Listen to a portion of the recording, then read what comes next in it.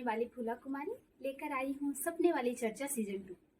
तो जैसा कि आप सब जानते हैं कि सपने वाली चर्चा साझे सपने का एक कार्यक्रम है जिसमें उन ग्रामीण महिलाओं की कहानियां हैं जिन्होंने समाज में कुछ हटकर किया है।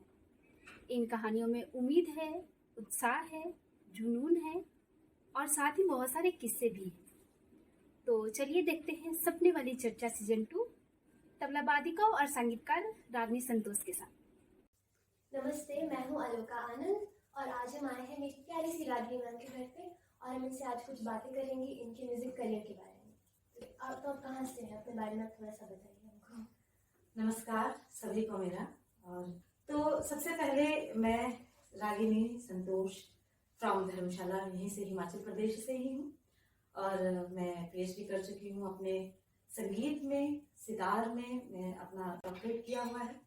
संगीतिक जो मेरा सफर है वो मेरे परिवार से ही है। मेरे पिताजी मेरे प्रथम गुरु हैं जिनसे मैंने तबला वादन की शिक्षा ग्रहण की जब मैं 8 साल की थी। यानी कि मेरा ये संगीत का सफर 8 साल की छोटी उम्र से शुरू हो चुका है और अब 34 वर्ष की आयु तक पहुंचते पहुंचते मैंने थोड़ा बहुत कुछ जो किया है वो आप सभी के साथ आज साझा करूंगी जरूर।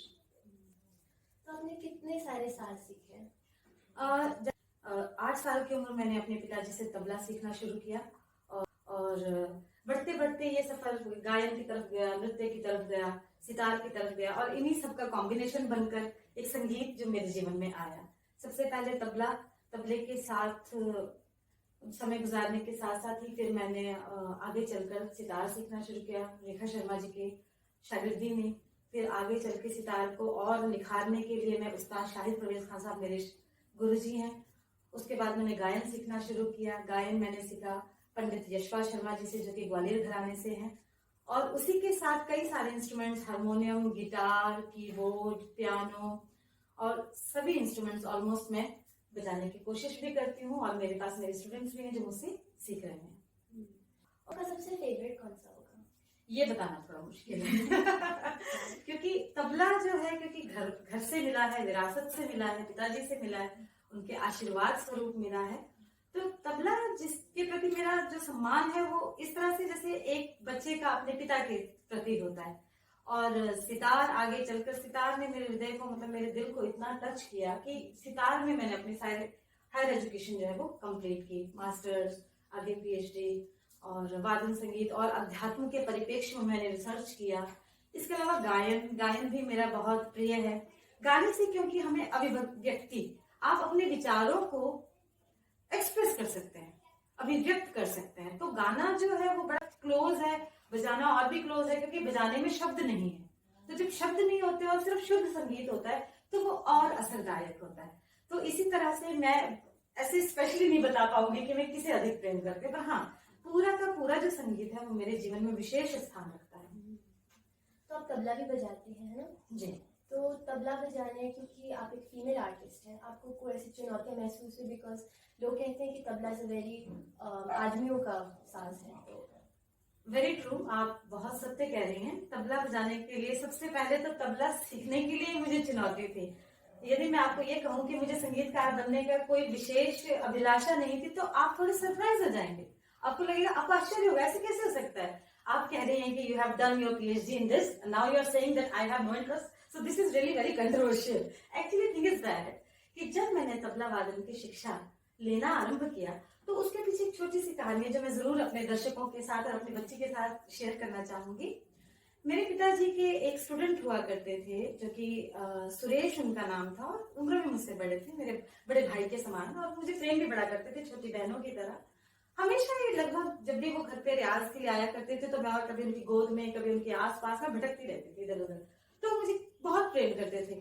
उनकी गोद में बैठना, स्पेशली मैंने जब वो तबला बजा रहे तो मैं उनकी गोद में बैठ जाया करती थी और उनके साथ कुछ कुछ टच करती रहती थी इंस्ट्रूमेंट को।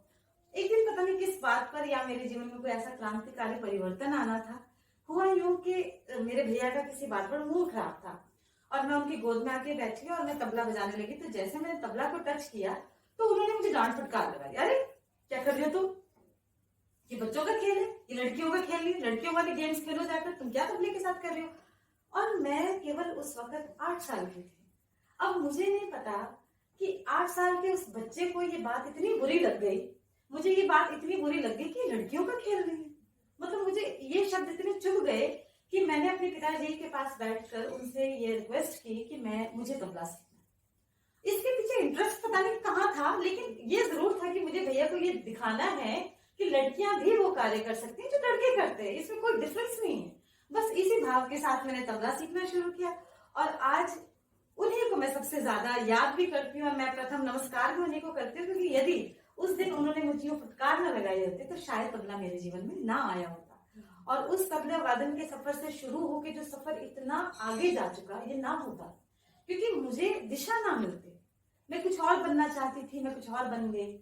मुझे स्टडीज में बड़ा शौक था, मैं सिविल में जाना चाहती थी, सिविल सर्विस। तो ये एक किस्सा मुझे बहुत याद आता है कि वहां से मुझे ये महसूस हुआ कि जो मेरा जो लक्ष्य है वो केवल और केवल संगीत है, जिसमें मैं अपना करियर बनाऊंगी।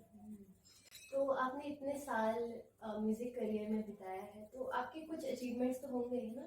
डेफिनेटली संगीत को लेकर मेरे अचीवमेंट्स जो है बहुत अच्छी रही हैं, क्योंकि बीइंग तबला वादक अकेली फीमेल गर्ल होने के नाते मुझे गवर्नर से अवार्ड मिला है और मैंने राज्य स्तर पे बहुत बार तबला वादन प्रस्तुत किया है। इसके अलावा मैं गोल्ड मेडलिस्ट सितार हूँ, गोल्ड मेडलिस्ट तबला फ्रॉम प्राचीन कला केंद्र चंडीगढ़ और अपना पंजाबी यूनिवर्सिटी पटियाला से मैं सितार की गोल्ड मेडलिस्ट हूँ।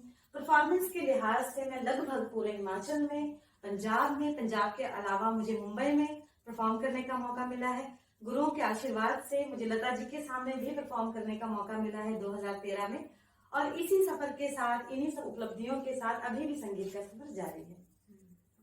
तो फिर क्योंकि आपके जीवन में आपने बहुत मेहनत की होगी, बहुत स्ट्रगल किया होगा म्यूजिक सीखने के लिए, क्योंकि आसान काम तो बिल्कुल भी नहीं है। तो ऐसा हुआ तो होगा कि कोई मजेदार चीज जो आपकी जिंदगी में आपको याद रही होगी। मुझे याद आ रहा है हमारे साथ भी हुआ था एक बार जब आप मुझे सिंगिंग सिखा रहे थे। हाँ, मुझे बिल्कुल याद है। हम लोग बंदिश कर रहे थे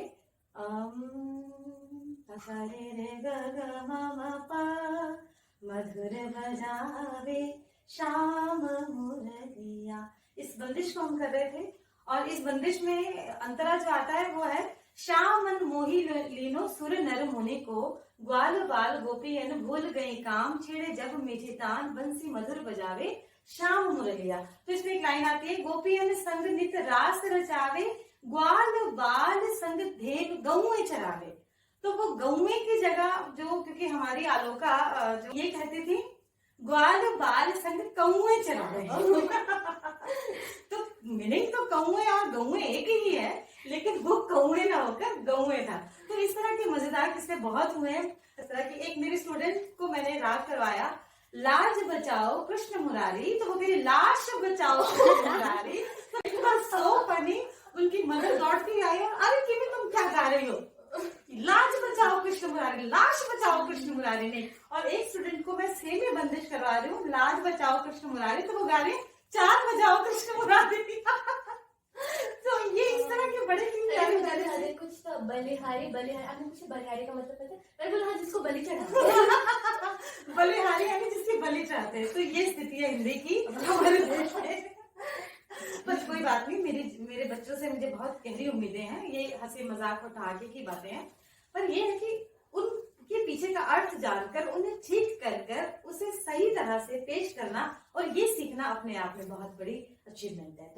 तो आपने अपने इस पूरे सफर में किन किन चुनौतियों का सामना किया है?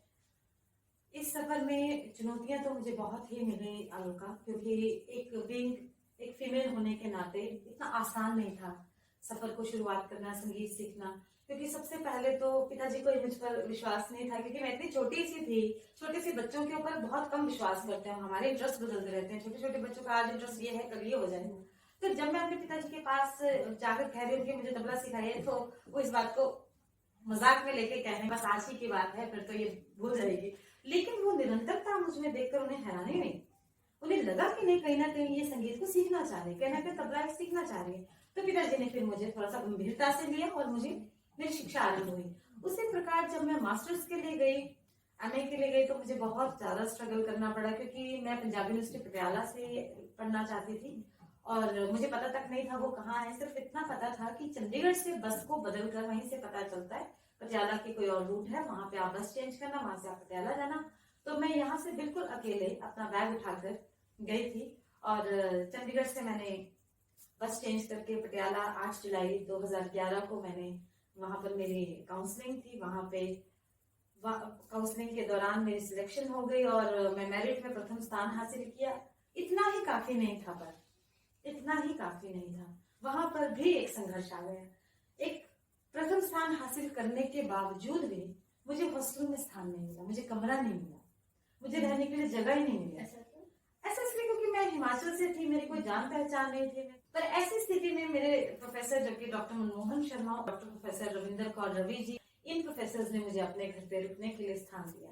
और उसी दौरान फिर मैंने पीजी में अपना एक रूम ले लिया, जहाँ पे फिर मेरा सफर जारी हुआ। वो सफर शुरुआत मुश्किल थी, लेकिन उसका अंत बहुत अच्छा हुआ। अंत खैर कभी होता नहीं संगीत का, क्योंकि संगीत अपने आप में एक महासागर है जिसमें सब कुछ बूंदे ही ले पाते हैं। आपके मम्मा पापा को काफी गर्व महसूस हो रहा होगा। जी, ये एक बड़ा प्यारा प्रश्न भी है और बड़ा नजदीक भी है मेरे, क्योंकि मैं अपने घर में, जैसा मैंने आपको पहले बताया कि मैं चौथे नंबर पर हूँ। मेरे 3 बड़ी बहनें और एक छोटी बहन, बहुत ही अच्छी बहनें और बहुत ही मेहनती बहनें हैं वो भी। लेकिन मेरे पिताजी को मुझसे कम उम्मीदें थी। ये इसलिए भी था कि बचपन में मैं बहुत चंचल प्रवृत्ति की थी, मतलब बहुत ही अनप्रिडिक्टेबल। कुछ भी कर देना है, कुछ भी कर देना है, कुछ भी कर देना है। तो वो कभी इस बात को लेकर गंभीर नहीं होते थे कि अपने भविष्य में क्या करेगी। लेकिन संगीत जो है जिंदगी को बदलने का जज्बा रखता है। मेरे पिताजी, मेरे माताजी, आज उनकी नजर में, आज उनके मन में, हृदय में एक संतोष है कि हमारी बेटी ने जो किया है वो अद्भुत किया है। लेकिन जब ये सफर शुरू हुआ था तब कहीं ना कहीं उनको संशय था। लेकिन क्योंकि संगीत की साधना एक ऐसी साधना है जो आपको निरंतरता प्रदान करती है, जो आपको कंटिन्यूटी देती है। उस कंटिन्यूटी के बावजूद जब आप चलते जाते तो कहीं ना कहीं डेफिनेटली पहुंचते हो। ये मैंने अपने जीवन से, तो मुझे यही अनुभव हुआ। तो आज माता पिता को बहुत ही सम्मान, बहुत ही गर्व महसूस होता है कि हमारी बेटी ने ये किया। तो अब अपने लाइफ से जुड़ी हुई कोई एडवाइस देना चाहेंगे जो इस सब को देख रहे हैं? मैं इस वक्त 34 साल कंप्लीट कर 35 वर्ष में शुरू हो गया है मेरा कार्य क्षेत्र में। मैंने कॉलेज में पढ़ाया 4 साल, 3 साल मैंने स्कूल में पढ़ाया, और अब मैं बिल्कुल सिर्फ अपना काम जो है ऑनलाइन, इन पर्सन में अपने बच्चों को शिक्षा दे रही हूँ। मेरे पास लगभग 30 के आसपास मेरे स्टूडेंट है, जो कि ओवरऑल इंडिया से बाहर, कनाडा, ऑस्ट्रेलिया, लंदन और अमेरिका जैसी कंट्रीज को मैं ऑनलाइन टीच कर रही हूँ। तो अपने जीवन से जो मैंने सीखा है वही मैं आप सबको सुझाव के रूप में या एडवाइस के रूप में आपको यही बताना चाहूंगी कि जिस भी कार्य क्षेत्र से आप जुड़े हैं उसमें अथक प्रयास बहुत ज्यादा जरूरी है। जितना आप परिश्रम करते हैं, क्योंकि देखिए हार्ड वर्क नेवर फेल्स। जब आप मेहनत करते हैं, आपकी मेहनत आपको गिरने नहीं देती। आप जिस भी विधा से जुड़े हैं आप उसमें बिल्कुल उस स्किल के एक्सेल कीजिए, बहुत ऊपर तक जाइए। यानी आपका कोई सब्स्टिट्यूट नहीं रहना चाहिए, आपकी इतनी मेहनत होनी चाहिए कि उसमें आप इतना एक्सेल कर जाइए कि आपको सामने दिखे कि आपका भविष्य यही है। तो ये मेरा सुझाव है अपनी बहनों से, अपनी महिलाओं से, जो कि आप जिस भी विषय से जुड़ी है, जिस भी क्षेत्र से जुड़ी है, आप अथक प्रयास कीजिए और उस प्रयास की सफलता का एक जिम्मेवारी बोलिए या उसकी एक प्रूफ बोलिए, प्रमाण बोलिए, वो मैं देने के लिए तैयार हूँ, क्योंकि मैं उसी अथक प्रयास से यहाँ तक पहुंची हूँ। तो आपकी बातों से बहुत अच्छा लगा और सो मच। आई वुड बहुत अच्छा लगेगा अगर आप हमें कुछ सुना देंगे। जरूर, मैं आपको कुछ ना कुछ थोड़ा बहुत अपना संगीत, जो एक दो चंद लाइनें मैं आपके साथ जरूर साझा करनी चाहूंगी।